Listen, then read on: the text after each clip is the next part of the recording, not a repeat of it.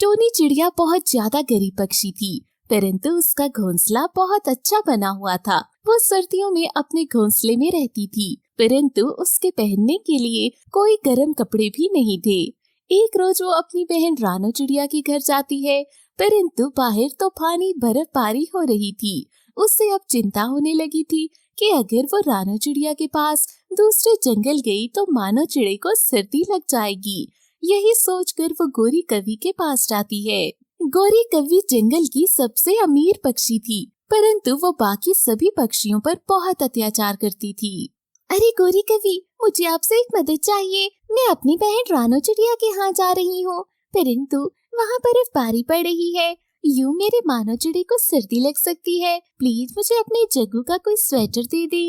गोरी कवि उसकी बात सुनकर सोचती है और एक स्वेटर निकालकर टोनी चिड़िया को दे देती है।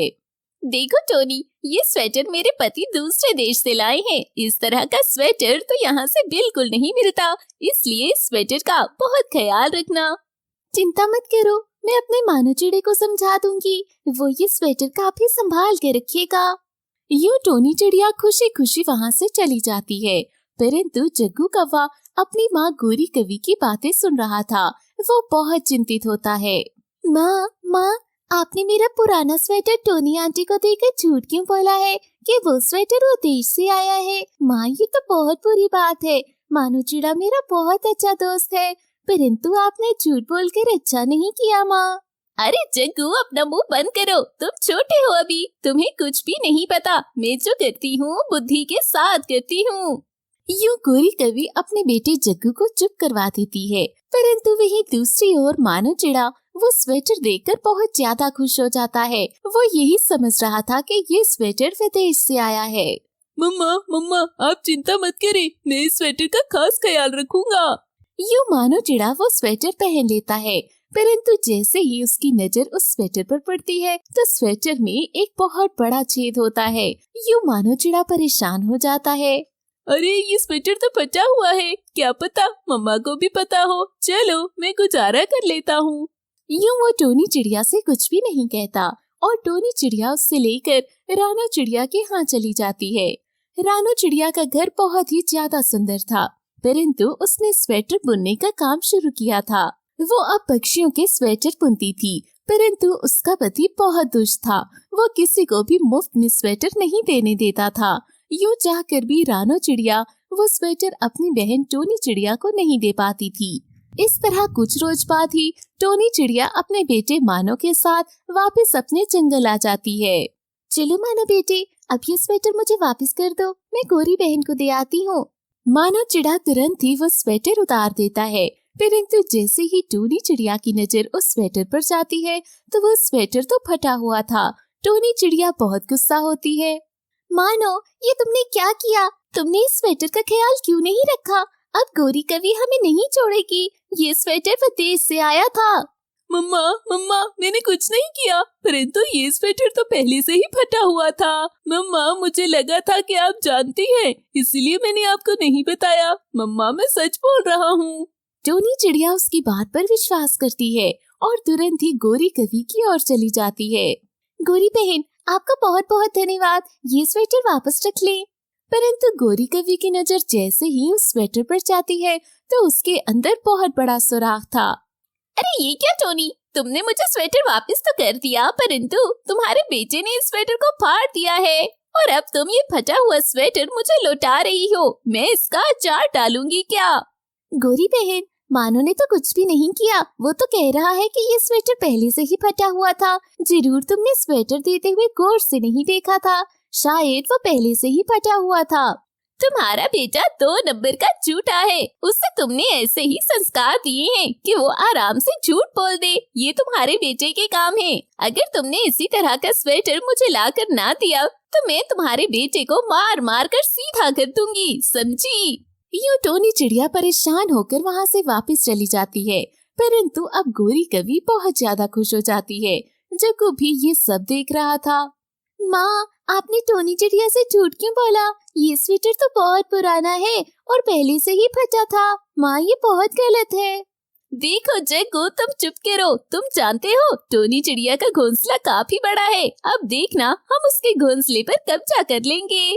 परंतु वहीं दूसरी ओर टोनी चिड़िया अपने बेटे मानो को बहुत ज्यादा डांटती है, परंतु बेटा चिड़ा उसे बहुत विश्वास दिलवाता है। मम्मा प्लीज मेरा विश्वास करें, मैंने उस स्वेटर को नहीं फाड़ा। परंतु उसकी माँ को गोरी कवि पर ही विश्वास था।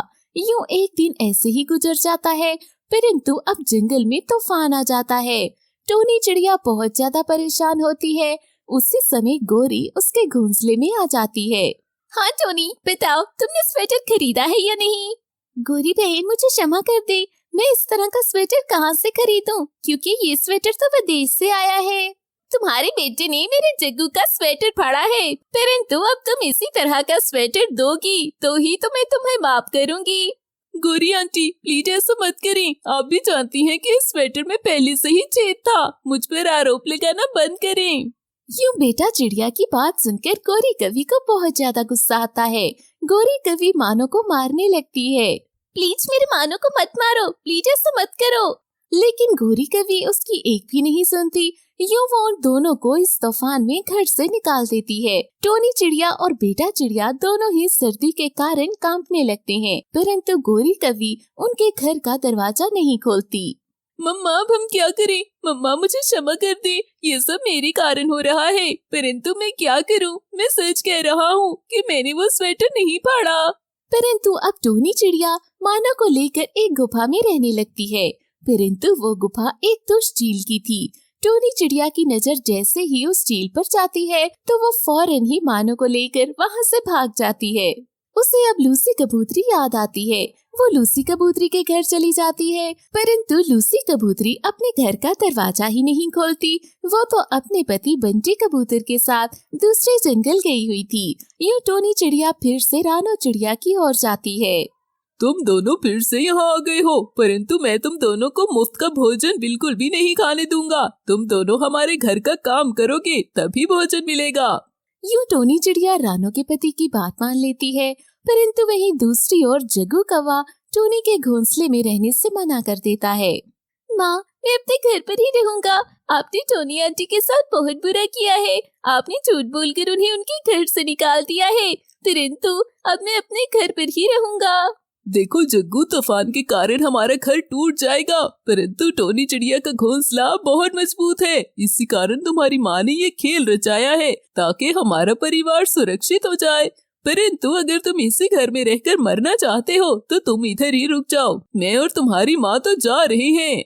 यूं गोरी कवि को लेकर कालू कौवा वहाँ से टोनी चिड़िया के घोंसले में रहने लगता है।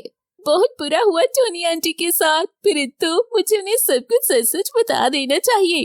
कल सुबह मैं दूसरे जंगल जाऊंगा। मानो ने मुझे रानो आंटी के घर का पता बताया था। यूं जग्गू अपने घर पर ही सो जाता है।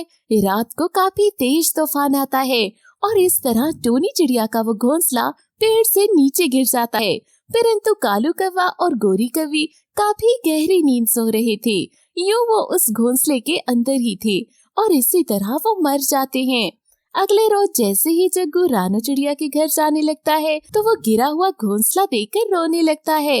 माँ पापा, आप दोनों को कहा था ना कि ये सब मत करें, परंतु अब आप दोनों मुझे छोड़कर चले गए। वो रोते हुए रानो चिड़िया के घर जाता है। यूं वो टोनी चिड़िया को सारी सच्चाई बताता है।